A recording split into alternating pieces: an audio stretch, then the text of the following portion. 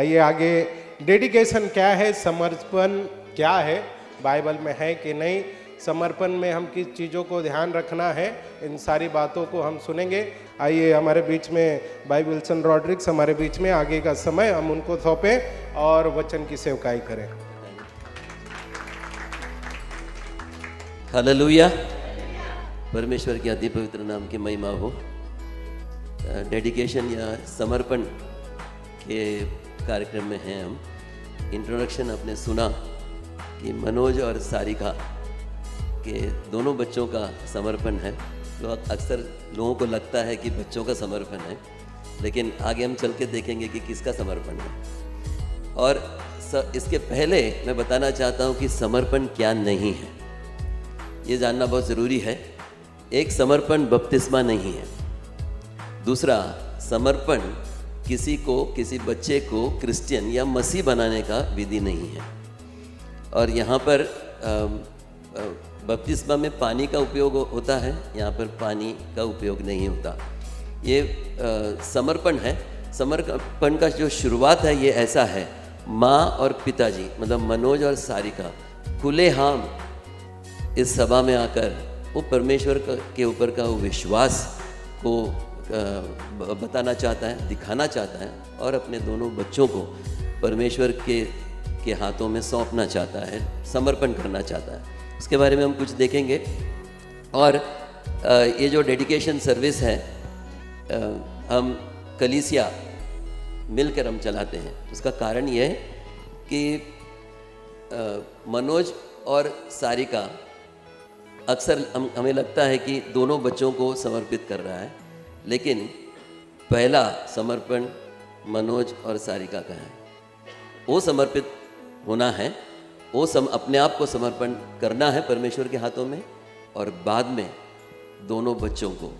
और ये बच्चे अपने आप को समर्पण नहीं कर सकते, तो माँ बाप उनके जगह पे परमेश्वर को सौंपते हैं और कलीसिया भी समर्पण करते हैं। कलीसिया का भी एक जिम्मेदारी है, आगे चल के हम देखेंगे।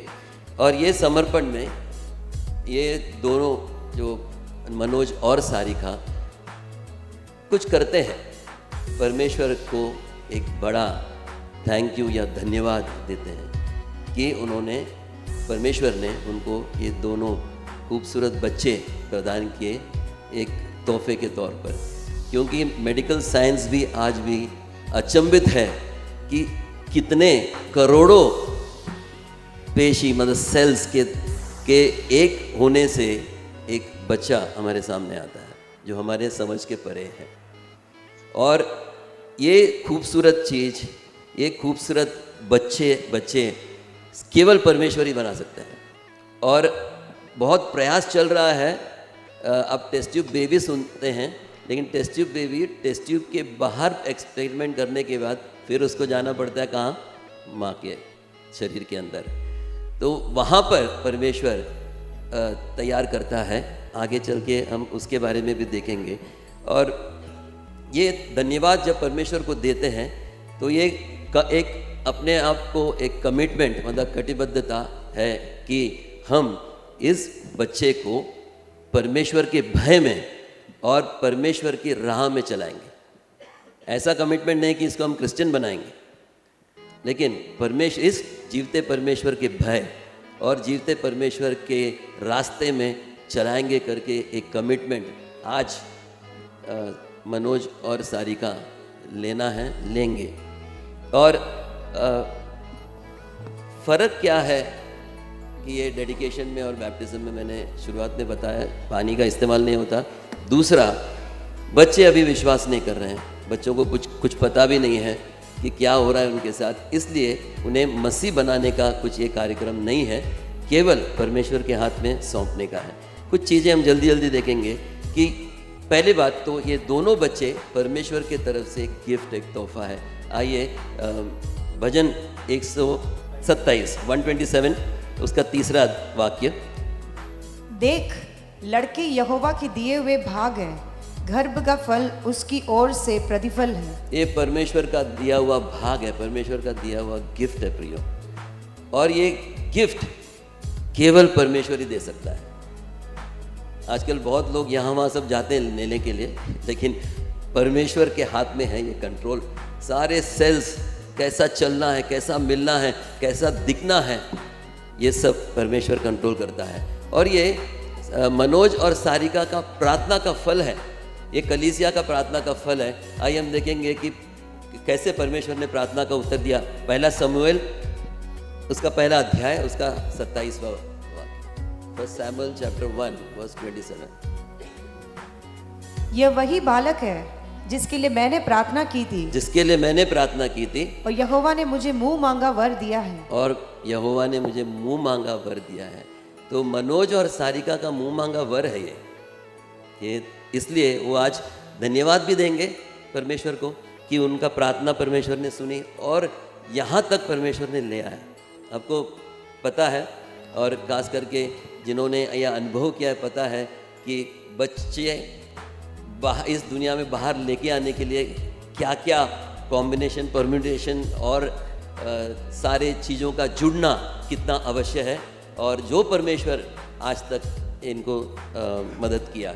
और अभी तक यहाँ पर बैठे हुए कोई लोग अभी भी बच्चों को पकड़ के रखा है, समर्पण नहीं किया, वो समर्पण कर सकते हैं, क्योंकि परमेश्वर यहाँ मौजूद है उनके वायदा के अनुसार। अगला है इनके जिम्मेदारियाँ। समर्पण तो कर लिया, लेकिन जिम्मेदारी क्या है? एक तो आइए नीति वचन उसका 22वां अध्याय में आए, प्रोवर्ब्स 22:6, 22 का 6।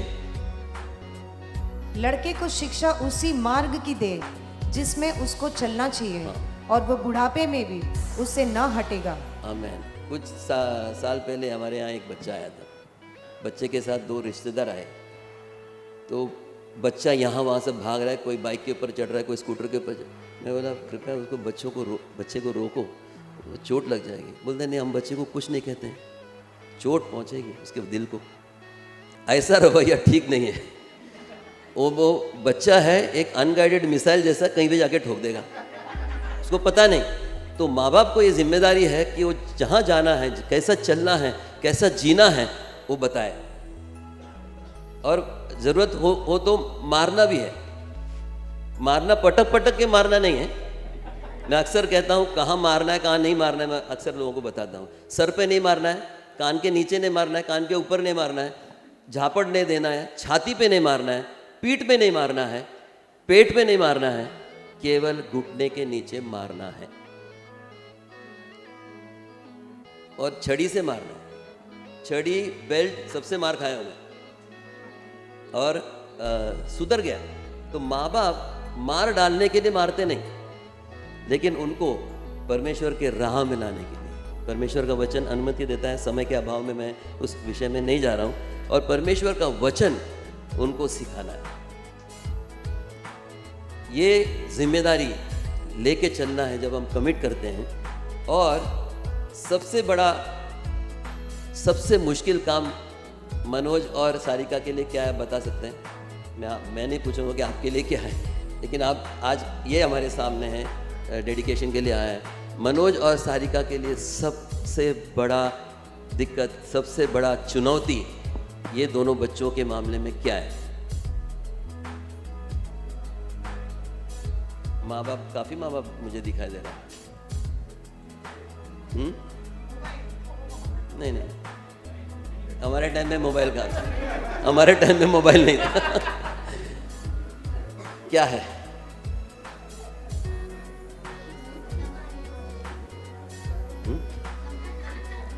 संभालना तो है, पढ़ाई, अच्छा कॉलेज का फीस सब अभी से जमा करना।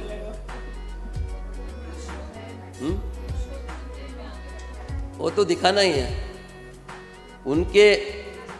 उनके सामने सबसे बड़ा चुनौती है पहले वो खुद अच्छा मसीह करके दिखाना बच्चों के सामने। अगर वो नहीं है तो माँ बाप वहाँ पर पहले फेल हो जाते हैं, क्योंकि बच्चे बहुत नज़दीकी से देखने वाले 2 व्यक्ति हैं, माँ और बाप।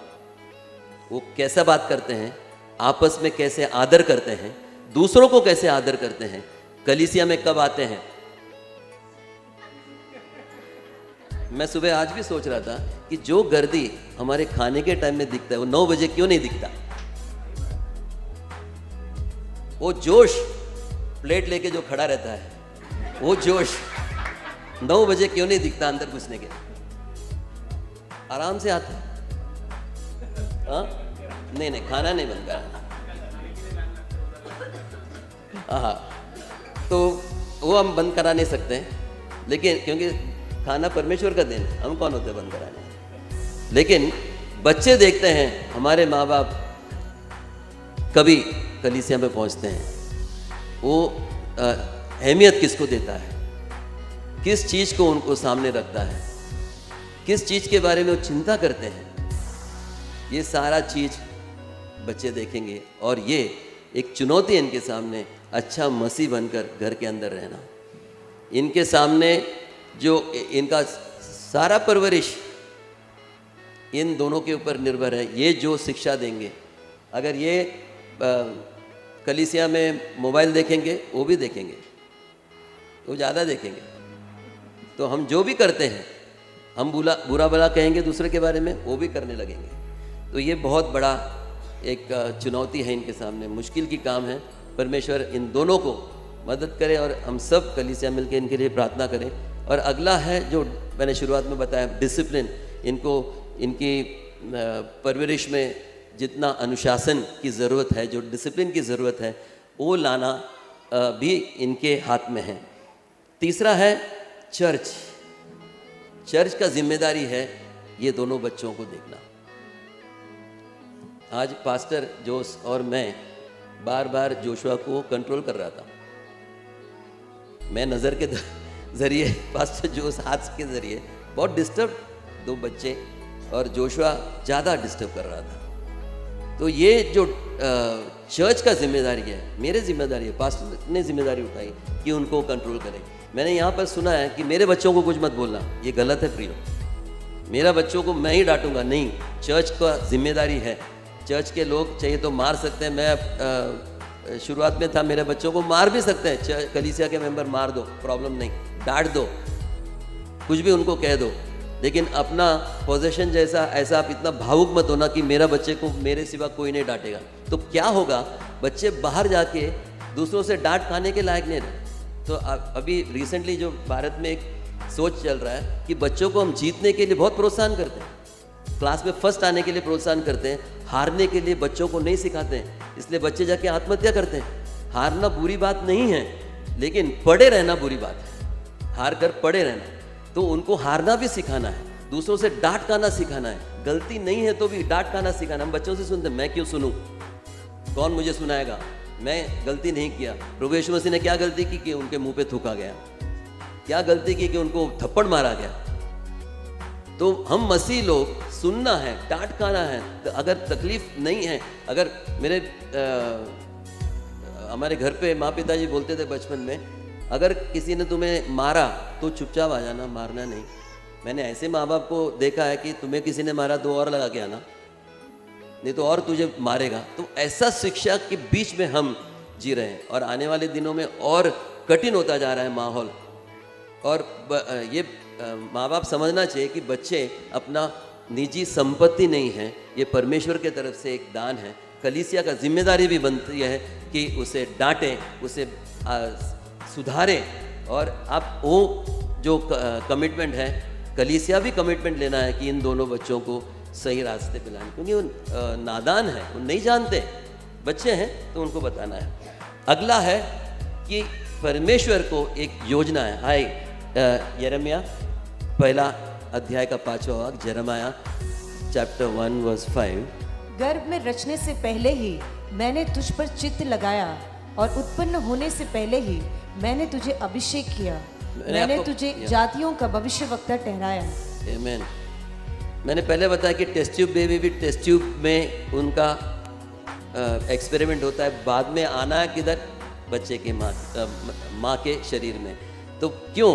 क्योंकि परमेश्वर वहाँ देखता है और वहाँ से चुनता है, और इस बच्चे के लिए एक योजना, इन दोनों बच्चों के लिए एक योजना है परमेश्वर की। तो ये माँ बाप दोनों, वो योजना इनके ऊपर सफल होने के लिए, हमारी योजना नहीं। मैं चाहूँगा कि इसको IAS बनाओ, मंत्री बनाओ, या डॉक्टर बनाओ, इंजीनियर बनाओ, नहीं। परमेश्वर तेरी योजना पूरी हो, और तूने जो सोचा है इसके बारे में वो हमारे बच्चों के जीवन में पूरी हो, तो हमें ज़्यादा टेंशन लेने की ज़रूरत नहीं है। वो कहाँ जाएगा, क्योंकि अनेक लोगों का गवाही है कि मैं बिगड़ गया था, मेरे माँ ने प्रार्थना की, मेरे पिताजी ने प्रार्थना की, मेरे लोगों ने प्रार्थना की, कलीसिया ने प्रार्थना की। तो एक कलीसिया और माँ बाप का जिम्मेदारी मिलके बनता है कि ये बच्चे के लिए कंटिन्यूस, बच्चों के लिए, हमारे सारे बच्चों के लिए प्रार्थना करें। वो नादान है, उनको डांटो, उनको पटको मत, मारो मत, गाली गलौज मत दो, लेकिन उनको डांटो, उनको रोको। हर कलीसिया का मेंबर को वो हक है कि बच्चों को सीधे लाइन पे लाए, और ताकि वो बिगड़े नहीं। उनको समझना में आना चाहिए कि डांट नॉर्मल है। मैंने सुना है कि हम क्यों सुने भाई, सुनना पसंद नहीं, सुनाना पसंद है, सुनाते हैं हम। तो ये भी है, हम जीतना पसंद करते हैं, हारने को भी सीखना है, हार के बाद आगे उठ के चलने को भी सीखना है। डिप्रेशन वैसा आता है, अगर हम हारने नहीं जानते और किसी ने सुना दिया, हम डिप्रेशन में जाते हैं, हम गुस्सा हो जाते हैं, हमारे ब्लड प्रेशर बढ़ता है। आजकल 8वीं और 9वीं क्लास के बच्चों को ब्लड प्रेशर और डायबिटीज़ पाया जा रहा है। तो ये सब चीज़ों से बच्चों को बचाना है, बच्चों को दिखाना है कि ये परमेश्वर पे हम विश्वास करते हैं, जो आज तक हमें चला है, हमारे माँ बाप को चला है, उनके माँ बाप को चला है, कई पीढ़ी से हम चलते आ रहे हैं। परमेश्वर ने हमें त्यागा नहीं, इन्हें भी नहीं त्यागेंगे। तो वे विश्वास के साथ हम सब मिलकर इस बच्चों के लिए प्रार्थना करें। परमेश्वर आप सबको आशीष।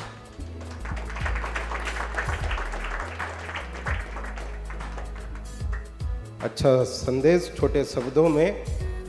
एक शब्द ऐसा है, मेरे ही बच्चे, कुछ भी होगा एक आते मेरे ही बच्चे। इधर आपके ही बच्चे को सब सिखाएंगे, सब समझाएंगे, सब बोलेंगे, इसलिए ये विधि रखते हैं और आप लोग ओपनली स्वीकार करते हैं। इसलिए कलीसिया का कोई भी बाद में समझाए तो अपना मुंह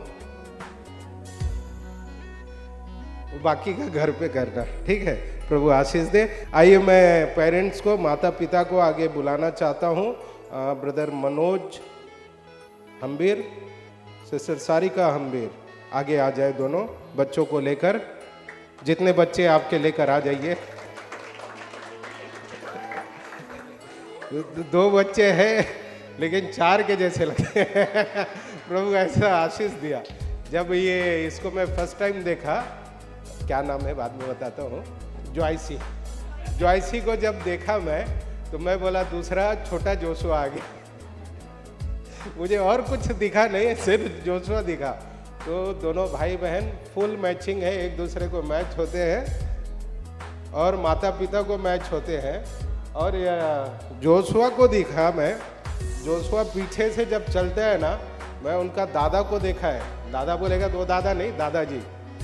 तो उनका दादाजी को देखा है, जैसे पीछे वो चलते हैं ना, पीछे से सेम जोशुआ भी दिखता है। मैं ऐसा गौर किया है। तो हमारा जो शकल सूरत, कुछ आदतें बच्चों के अंदर भी उतरते हैं। प्रार्थना करें कि अच्छे आदतें ही उतरे, कुछ ऐसी भी आदतें रहते हैं जो नहीं उतरते हैं। कभी कभी हम लोग बोलते हैं, कुछ मिस्टी गलत करेगी तो बोलते हैं पापा के जैसा है। कुछ अच्छा करी तो मम्मी के जैसा, मैं बोलता हूँ पापा पे गया है। तो ऐसी कुछ आदतें हमारे में भी रहता है। तो उसे दबाते हुए बच्चों को अच्छी राह, अच्छी शिक्षा दें। आइए मैं आगे ब्रदर मनोज, सारिका दोनों को आमंत्रित किए हैं। पास्टर जोस को भी आमंत्रित करता हूं, आकर उनका ओट्स ले, वादा ले, और फिर उसके बाद इस बच्चे को प्रभु के चरणों में समर्पण करें। Praise the Lord. परमेश्वर का मैं धन्यवाद स्तुति करता हूं। Thank you Lord. भाई विल्सन ने बेसिकली जो बातें बताना है बताया। कुछ सब मेरे ज़िंदगी का अनुभव भी थोड़ा जोड़ के मैं कुछ बातें बताना चाहता हूँ। आए मो वचन पढ़े 22:6 जो ब्रदर पढ़ा था, नीति वचन 22:6। बालक को, लड़के को शिक्षा उसी मार्ग की दे जिसमें उसको चलना चाहिए, और वो बुढ़ापे में भी उससे न हटेगा। आपको मालूम है अमेरिका में ये बात अलाउड नहीं है, बच्चे को शिक्षा देना। ये दोनों मिलकर इसको मारा करके ये फ़ोन करके पुलिस स्टेशन में बोलेगा। पुलिस आके इसको अलग रखे पूछेगा पापा में मारा क्या? हाँ मारा बोलेगा तो ये दोनों 1 हफ्ता जेल में जाएगी। क्रिश्चियन कंट्री अमेरिका का हाल बता रहा हूँ। मतलब फ्रीडम दे, मर्जी दे। परमेश्वर का वचन ऐसा नहीं बोलता, इसलिए सिखा दी। एक वर्ड दोबारा पढ़े। लड़के को शिक्षा उसी मार्ग की दे जिसमें उसको चलना चाहिए, और वो बुढ़ापे में भी उससे न हटेगा। लड़के को उस मार्ग को सिखा दे। सिखाने का जवाबदारी आपका है।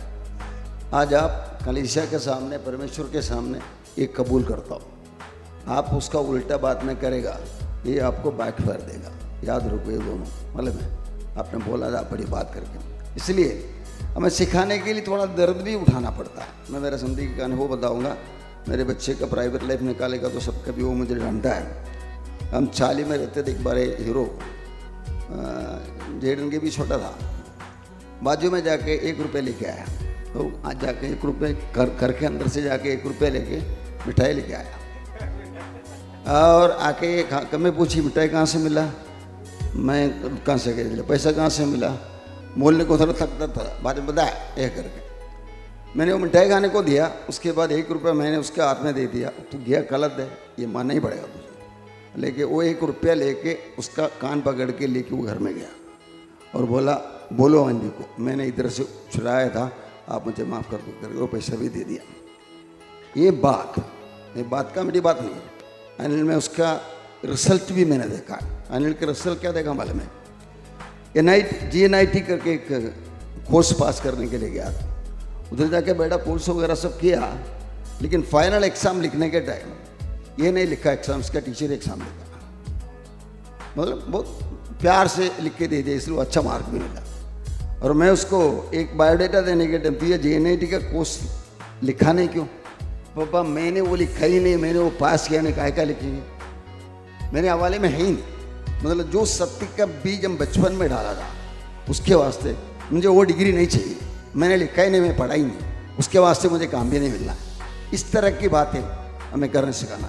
लेकिन एक पब्लिक मीटिंग में इस तरह मैं एक बार बोला, एक पास्टर ने मुझे डांट के बोला, आप इतना पब्लिकली वो बोला है ना, वो बच्चा कभी विश्वास में नहीं आएंगे। ये गलत है।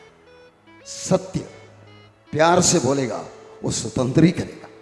ये प्रभु का वायदा। अगर तुम मेरे वचन में बने रहोगे तो सचमुच मेरे चेले बनोगे, सत्य को जानोगे और सत्य तुम्हें स्वतंत्र करेगा। इसलिए दूसरे केस मैंने अनुभव में पाया, जब राजू बोला हुआ, जैसे सुन भी बोला हुआ, मेरे बच्चों को मारो मत, ये पास्टरों को काफ़ी सामना करना पड़ता है। इसलिए मैं क्या करता था मालूम है, मैंने गवाए उसका GSM में जब ये मारहारा चलता था, बच्चे थे काफ़ी, अभी वो बच्चे को पकड़ के मारेगा तो ये सवाल आ जाएगा, मेरे बच्चों को आपने क्यों मारा?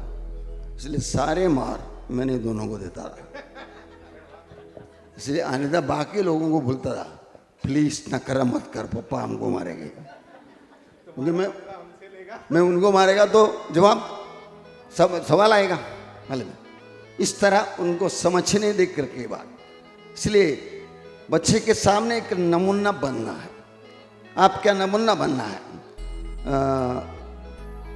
एफेसियों की किताब 5वां अध्याय का आखिरी 2-3 वचन पढ़े, 31, 32, 33। इस कारण मनुष्य माता पिता को छोड़कर अपनी पत्नी से मिला रहेगा और वे दोनों एक तन होंगे। ये वेद तो बड़ा है, पर मैं मसीह और कलीसिया के विषय में कहता हूँ। बुरा हो गया 33। पर तुम में से हर एक अपनी पत्नी से अपने समान प्रेम रखे और पत्नी भी अपने पति का भय माने। इसका नतीजा क्या है मालूम है? जोशा बड़ा हो गया, इसका नाम क्या? जोशी भी बड़ा हो गया। और एक दिन उन्होंने पूछा, जोशा तेरा शादी का उम्र हो गया, मैं एक लड़की ढूंढ रहा हूँ, कैसा लड़की चाहिए? बोलेगा तो जोशा क्या बोलना चाहिए? क्या बोलना चाहिए? मेरा मम्मी की ऐसी लड़की मिलना चाहिए। वो नहीं बोलेगा मेरा मम्मी की ऐसा लड़की मत आने दे मेरी जिंदगी में, बोला तो गड़बड़ है। ऐसा ये भी इसको पूछेगा कौन सा लड़का मिलना चाहिए, कौन सा तरफ का लड़का मिलना चाहिए? मनोज भी ऐसे लड़का मिलना। अगर वो बोलेगा नहीं है तो ये लोग पालन पोषण बराबर नहीं किया। लड़के को जो मार्ग सिखा दे वो सिखाएं। याद रखो भाइयों, हम सत्य के सहारा लेकर अपना जिंदगी एक नमूना बनकर आगे चलेगा तो बाकी परमेश्वर देख लेगा। ये परमेश्वर का काम है, वो करता ही है। वो नीति वचन का 6वां अध्याय का 15 वचन जरा पढ़े। अमेरिका के खिलाफ लिखा हुआ वचन है।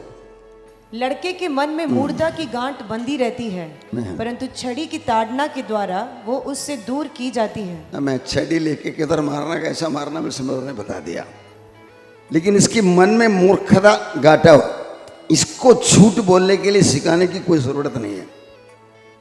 आप कुछ गलती किया करके पकड़े स्कूल में जाए, देरी से आ गया, उदाहरण दूसरा क्या हो गया, इतना देरी क्या हो गया, वो उसको लगा मार मिलेगा अभी, वो बोलेगा टीचर ने होमवर्क दिया था।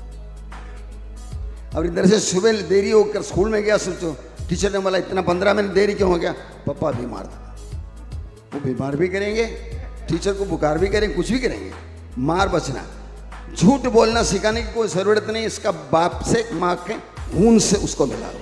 लेकिन चाटने का छड़ी बुला के, ये मारने की फोन भी यही है, पहले बुलाना और बोलना तू ये किया है इसलिए तुझे तो मार देना ही पड़ेगा।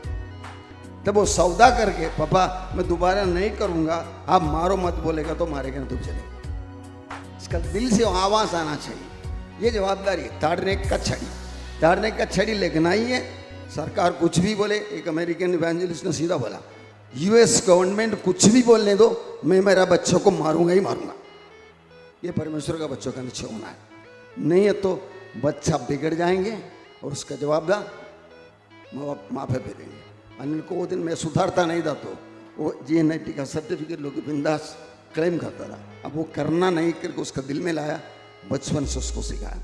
इस तरह की बातों जवाबदारी तुम्हें एक नमूना माँ बाप की नमूना दिखाना है। तुम कैसे बर्ताव करते हैं, कैसे आपस में बर्ताव करते हैं, कैसे लोगों से बर्ताव करते हैं, ये पक्का कॉपी करेगा। मालूम है, आप बोलने से बढ़कर बोलना 4-6 उम्र तक साइकोलॉजी से कहना है कि 6 उम्र तक माँ बाप का बात बच्चे सुनेंगे, बाद में सुनेंगे नहीं देखेंगे। ये जो बोलता है करता है क्या, टीवी मत देखना करके इसको बोलता है। और स्कूल में जाने के टाइम ये दोनों बैठ के टीवी देखता है तो एक दिन अचानक छुट्टी मार के घर में आएगा, वो शैतान करेगा ही, लेके आके दिखाएगा तेरा बाप में बोलने वाली बातें करने वाला नहीं करने, मॉडल दिखाना ही है। शैतान का डिपार्टमेंट ही वही है, उसको हम लोग नकली करता है तो, पाखंडीपन करता है तो उसको पकड़वाना, शैतान को परमेश्वर दिया वो ड्यूटी हुई है। लेकिन हम सही करता है तो वो हारते जाएंगे। आयु के बारे में शैतान बोला ना, क्या करूँ तूने भाड़ा बांध कर रखा है, परमेश्वर भाड़ा बांध रहा है तो परमेश्वर का व्यवस्था पर चलने वाले को भाड़ा बांध। इस तरह हम लोग ईमानदार रहेगा, परमेश्वर हमारे लिए सही है प्रिय, उस तरह की जिंदगी में मिला है। आए हम प्रार्थना करेंगे। आपसे एक तो सवाल मैं पूछना चाहता हूँ, ये लोगों के सामने, परमेश्वर के सामने, ये बच्चों को दोनों को एक माँ बाप का जवाबदारी, खास करके मैं मनोज को पूछता हूँ, एक पिताजी का जवाबदारी निभाकर, जितना मुझे वचन में मालूम पड़ा, जितना मुझे होता है उतना करने के लिए कलीसिया के सामने सच्चा दिल से एक निश्चय लेता है क्या, बालक को जो रास्ते पर सिखाना है दिखा दे। बाइबल के आधार पर एक परमेश्वर चाहने वाला बच्चा, परमेश्वर का दिया हुआ दान है बच्चा, वो दान को आपके कंट्रोल में। 1 मिनट में उसके पहले बोलता हूँ, एक परमेश्वर का दास ने मुझे बोला हुआ बात है, उसका बेटा कुछ नकरा करता था, इससे थोड़ा बड़ा था, उसको पकड़ के 2 मारा उसने, और मैं देखे बैठा था। तो उन्होंने क्या बोला मालूम है, कोई नहीं है अपना जैकब सर, विश्वास रहो अभी वो मेरा सुनने वाला है, उसको अभी मारेगा नहीं है ना, आगे आके मैं उसके लिए रोना पड़ेगा। मतलब डिसिप्लिन करवाने के लिए एक दिल दिखाना है। ये एक उम्र का ऊपर आएगा फिर आपका बात इतना मानेगा नहीं, मार खाएगा, तू मारता है ना, मैं बड़ा होने तो दिखाएगा। इससे लोग ऐसे बोला है, पापा तू बड़ा होने दो। खास करके गर्लफ्रेंड में 34 में लेके आने वाला बच्चे को बाप ने मारा तो तू कितना 2 महीने के बाद जाने वाला है ना, तब तक ही मारेगा ना। मतलब ये सोचना शुरू कर देता है। सिर्फ उसके सामने एक मॉडल पेश करना, बालक को जो रास्ते पर जाना है उसको सिखा दे। बाइबल के आधार पर जितना जानकारी तुम्हें मिला है, उस आधार पर एक पति के रूप में, एक पापा के रूप में, एक इंसान के रूप में, एक परमेश्वर का बच्चे के रूप में इसको सिखाने के लिए तू प्रयत्न करेगा क्या, मेहनत करेगा क्या? सवाल। हाँ करूँगा। परमेश्वर के सामने, कलीसिया के सामने एक बात कबूल कर दिया। इस सवाल में सरिका को भी पूछता हूँ, एक माँ का रोल मालूम है, पति के अधीन में पत्नी रहना है और बच्चे के लिए सही माँ रखना है, औरों के साथ क्या बर्ताव करना है, इस तरह की बात है। बालक को जो रास्ते पर चलना है सिखा दी। वो सिखाने के बाद में जो भी तुम्हें परमेश्वर समझाता है सिखाता है, वो करने के लिए तू सबके सामने, कलीसिया के सामने, परमेश्वर के सामने एक समर्पण लेता है। लेती हूँ। मैं आइए प्रार्थना करिए। अब्बा पिता हम आपका धन्यवाद, कलीसिया हाथ ऊपर करें। अब्बा पिता हम आपका धन्यवाद करते हैं, स्तुति करते हैं। जीवित परमेश्वर, आपको गवाह बनाकर, एक कलीसिया को गवाह बनाकर, इनका दिल का वचन के आधार पर का समर्पण को आधार करके हम इनको वही होने दे करके आशीष देता है प्रभु। वो लोग जो सोचा भी नहीं होगा, वो जब ऐसी समस्या आएगा इनकी जिंदगी में, तब ये लोग बोल सकते प्रभु सहारा देना, मदद करना। आपने दिया हुआ दान को बिगाड़ना नहीं है, आप दिया हुआ दान को बनाना है, उसके लिए हमें मदद करें। ऐसा ये लोग बोलेगा प्रभु कोई असंभव इनकी जिंदगी में नहीं आएगा, क्योंकि हमें दुनिया का मालिक सर्वशक्तिमान परमेश्वर पिता के रूप में यीशु मसीह हमारे जैसा दुख उठाया, तकलीफ उठाया, परीक्षा उठाया, हमारा प्रभु बन के, चरवाहा बन के हमारे जिंदगी में। इसलिए हम लोग बिल्कुल अनाथ नहीं है प्रभु, हम दुनिया का मालिक का चुने हुए बच्चे हैं, खास जन है, पवित्र जन है। ये सब महत्वपूर्ण बात रखे हम इन चारों को प्रभु यीशु आपके नाम पे आशीष देते हैं। ये दोनों विचारों परमेश्वर का नाम का महिमा के लिए, अपने आशीष के लिए, देश के सामने एक मॉडल बनने के लिए यीशु मसीह के नाम पे आशीषित रहे। धन्यवाद परमेश्वर, आपका कृपा करने के लिए धन्यवाद। आपने संभाला, आगे बढ़ाया, इसलिए धन्यवाद। ये प्रार्थना प्रभु यीशु का नाम में करता पिता परमेश्वर। आज से ये बच्चों का नाम, जैसे इसका नाम जोशुआ और ये जॉयसी ऐसा रखा है, लेकिन ये सब पेट का नाम है पेट नेम जो बोलते हैं ऐसा। तो यहाँ पर तो अभी दूसरा जो ये नाम से जाना जाएगा, शनाया मनोज हम्बीर इसका नाम, जॉयसी का नाम, और सारंश मनोज हम्बीर जोशुआ का नाम, इस नाम से ये जाना जाएगा। आइए हम ताली बजाकर प्रभु को धन्यवाद दें। और ग्रेसी आंटी आगे आए, पास्टर आगे आए। कलीसिया की तरफ से इन बच्चों के लिए गिफ्ट है, कलीसिया की तरफ से, कलीसिया के आत्मिक माता पिता उन्हें प्रदान करें।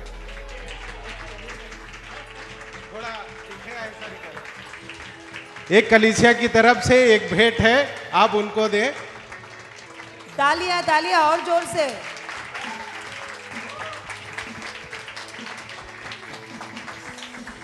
मैं परमेश्वर को धन्यवाद करता हूँ कि इस सुंदर मौके पर हमें इस मंच पर खड़ा किया है। परमेश्वर की योजना है और आप सभी का प्रार्थना हम पर है और हमारे परिवार के लिए है, इसलिए आपका भी धन्यवाद करना चाहता हूँ।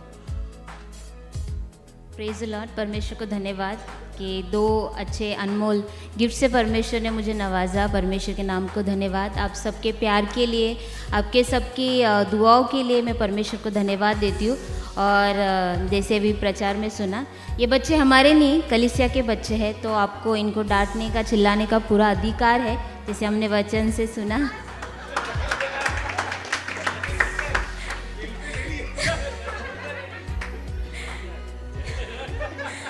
तो परमेश्वर के नाम को धन्यवाद देती हूँ। मनोज ब्रदर और सारिका सिस्टर जो चाइल्ड डेडिकेशन हुआ, इसलिए पास्टर जी को, दोनों पास्टर को उपहार देना चाहते हैं, तो दोनों पास्टर जी आ जाए और विल्सन ब्रदर भी आ जाए। क्यों माँ बाप देने वाले थे? देने के लिए आपको बुलाया।